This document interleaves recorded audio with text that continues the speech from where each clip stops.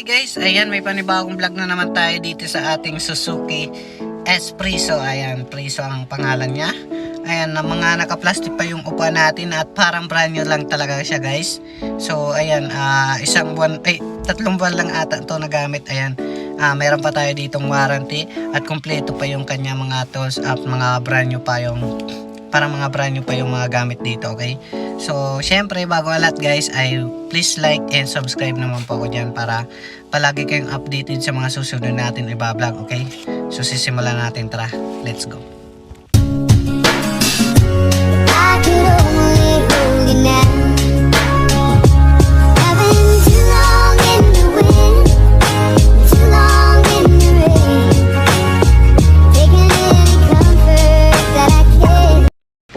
Okay guys, ayan para sa naghahanap nitong sa sapat na budget nyo, parang naka-brand nyo na kayo dito guys. Ayan, 2022 model guys na Suzuki S-Presso. Ayan, okay.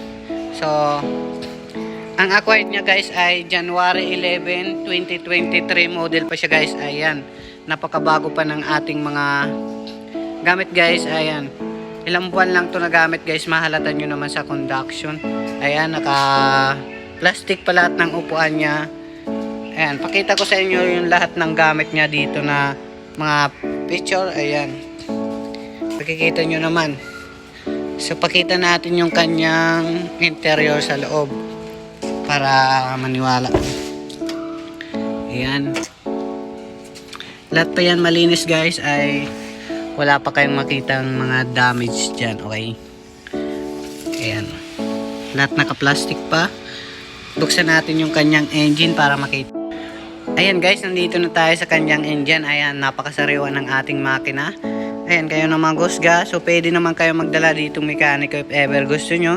Ayan, kung hindi nyo pa talaga 100% na naniniwala kayo. Ayan, napakasariwa talaga guys. Ayan, sa halagang 470,000. Ayan, cash lang siya guys. Ay, pwede naman pala financing, 490,000. Ayan, cash nyo na lang kasi para wala ng interest, 470,000. Okay, kung gusto nyo pasyalan dito sa ating warehouse guys, ay panoorin nyo lang tong huling video natin para yan, para makita nyo ng personal dito guys, okay? Ito nga pala guys yung kanya mga gamit with manual booklets. Ayan, okay. So ito guys yung mga hubcap nya. So maglalagay na lang kayo dito. Ayan o, hindi muna namin nilagay. So ayan, kapag bibilin nyo na lang, ilagay na namin, okay. Ayan, yan yung kanyang plaka guys. So hindi na muna namin nilagay, okay. So pasyalan nyo na lang dito sa ating warehouse. Panoorin yung tong huling video guys. Sa lagang 470,000